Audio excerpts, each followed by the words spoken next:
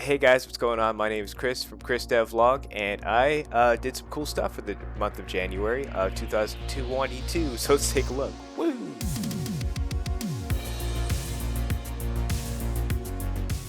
Okay, so I got started on working on the planning of Tall Poppy 2, and I used Miro for it, so go ahead and take a look. Alright, jumping into Miro, I found a template for a game design document that I used previously before, and a nice cool little picture here that showed pretty much game design stuff. So then I entered some information. After I did a little bit of planning, I decided to do some animation, so I jumped into Blender and I started working on some arms. I worked on a pile of different arm animations, such as, magic attacks, idle animations and stuff. Then I entered them into the Unreal Engine. So this is the animation blueprint here, where I worked on the different state machines for the different things, and I made sure the logic was all good inside each one of these animation blueprints. Okay, so I worked on the arms, I worked on the animations, and things were looking pretty good. So I wanted to keep the momentum going, and I started to work on some game mechanics. Alright, first things first. We can whip out our fists, and the animation state machine works good for the running and stuff. I also added a little bit of a HUD too. I don't know why I lost health there, but we could shoot magic balls and stuff too, which is a really cool feature that I wanted to implement in the early stages. We could also walk on different surfaces, and we'll be able to hear it and whatnot too. So, that's good for immersion. Then I could add some health, so say there's pills or something like that, then we can add the different health based on different volumes. And then there's doors as well, so we can try to open up each door and realize that we have to get a key. So we grab the key, and now we can open the door, just like Tall Poppy 1. And then there's also pick-upables that we can inspect and move around, and then we can drop on pressure plates and open doors too. We also have collectibles, so we can run around the environment collecting things and dropping them off. Okay, and then I also had different magic powers I wanted to implement in early stages of Tall Poppy, such as magic blasts, and I implemented a flight system here. Oh, missed jump. There we have a flight system. So we're running around and we're flying, and some of the early concepts for it. So I programmed this in early January, or January rather, and then followed by ability to go stealth. So we wanted to, I wanted it to, stealth out. And then followed by that, a teleport function as well, so we can go through walls if we're being chased, or, basically do some really interesting stuff. And then I also implemented an early level AI system, so he was white to start off with, then yellow if he hears the sound, and then if he sees you or hears you, right now we're crouched, but if we get in front of him, he'll see you, and then he'll start chasing you viciously, rapidly, and then you can turn around and be like, oh no!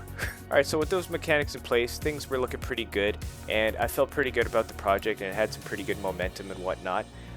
Little stuck on the AI, but things were working okay. After that, I started looking through the marketplace to try to find better AI blueprint stuff, and while scrolling through, I ended up finding something called the Horror Engine. And with the Horror Engine, I could definitely use it for pretty much everything I just showed you for programming. And I also remembered I had a little flashback that said, work smarter, not harder.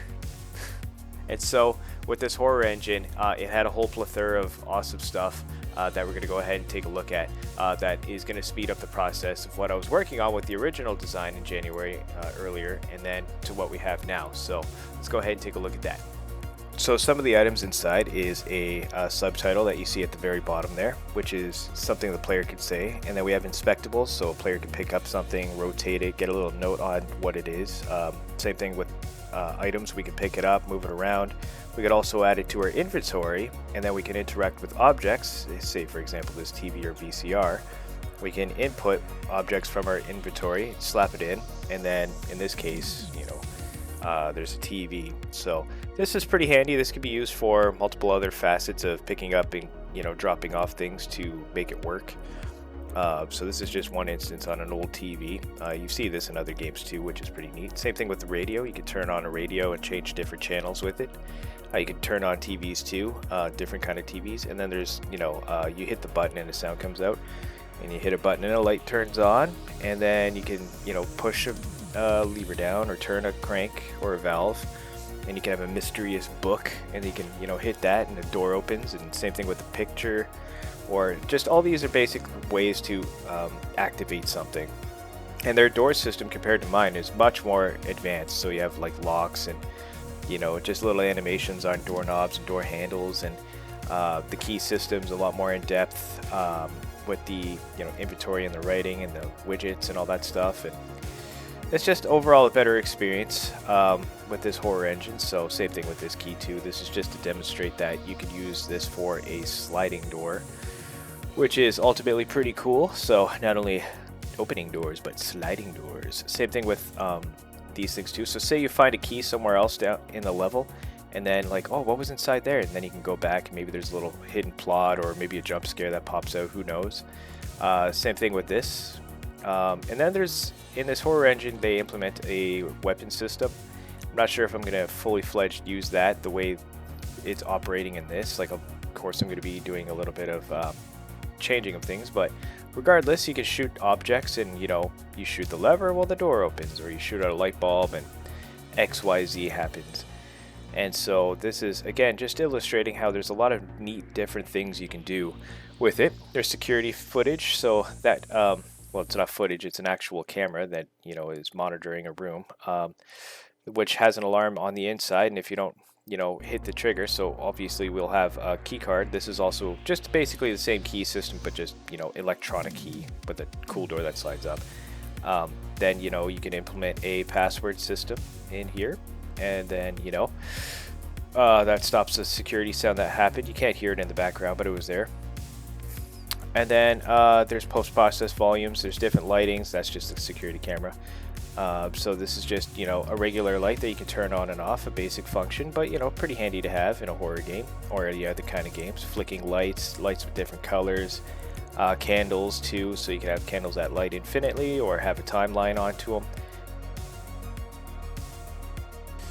Okay, so with those gameplay mechanics, obviously it's awesome. Obviously it's going to be setting me forward a little bit instead of taking another month to design the widgets, the whole inventory system, the whole shebang. So using this horror engine is definitely going to be saving me a lot of time and energy, which is awesome. And so the goal is to work on Tall Poppy 2 now with this horror engine. However, I'm going to be modifying it, or I have modified it, with some VR functionality. So let's go ahead and take a look at what I'm now calling the Attainable Engine. So let's go ahead and take a look. Right, so we have VR hands. I imported that, and then we can close them. So we have VR hand animations. And then let's just say we want to open up this door. Also, we can rotate too with the VR, which is good. So we're kind of going with a lazy man's VR. You point at the door. And we have a little note here, which is cool. You just point at the door, press A, it pops up which key you want to use, you select the key, and then you open the door. You press A again and it opens the door. There's a little lock sound too, you can't hear it, but it's there. Then you can change your quest too, so that's what this is. It's just showing you that there's a different quest now that's been added. So open the door, new quest pops up. We have physics actors that we can grab and use, and we can place places, and then we can use them to turn something on. In this case it's a TV, but it could just be opening a door or closing water. There's a lever too, it does the same thing. It just activates something. Buttons as well, and yeah, it just opens the door. Also, we have subtitle text too in VR too, so the player will say something and then it'll show up in writing down below. So if you didn't hear it, then you'll be able to read it. And just to make sure that we can interact with different things. So obviously if we didn't have a key card, it obviously said, hey dumbass, you need a key card, so you go grab one. And then okay, great, then you can see if it's in your inventory and what it says and what kind of key card it's for. And here there's nothing written, but there could be. And so it's like, okay, well, I know this is going to open up this door, so now we just activate it. Yes, that's the card we want to use, and then it opens up the door. Voila, open sesame. Also added a flashlight to the hand, Half-Life Alyx style, so you can add a flashlight, and it's based on distance. So I'm still working on it, and it's less bright when it's close up, and it's more bright when it's far away. And what else do we have here? That we just have the other key. So this is just illustrating how we can open and close doors. Multiple keys do multiple things. We can interact with objects to make things work. Obviously I can add different scares or different functions, different montages, different things, and that's that. Okay, cool. So now we know what the Attainable Engine is going to be, which is basically Unreal with the horror engine marketplace content, and then basically I'm just modifying the horror engine so I'd be able to use the mechanics and make PC games plus VR games, which is going to be great. So I'm going to make Tall Poppy 2 with it. Then I'm going to release Villain's Chase in 2022, And then I'm gonna probably work on Devotion's crew using this new Attainable Engine that I'm now coining it as. And so that's what's going on with Tall Poppy 2. And there's gonna be some good stuff coming down the pipeline for February. I'm gonna most likely finish some of the VR functionality. I want to make sure that everything's squared away on the PC and the VR side of the Attainable Engine. And then I'm gonna go full steam ahead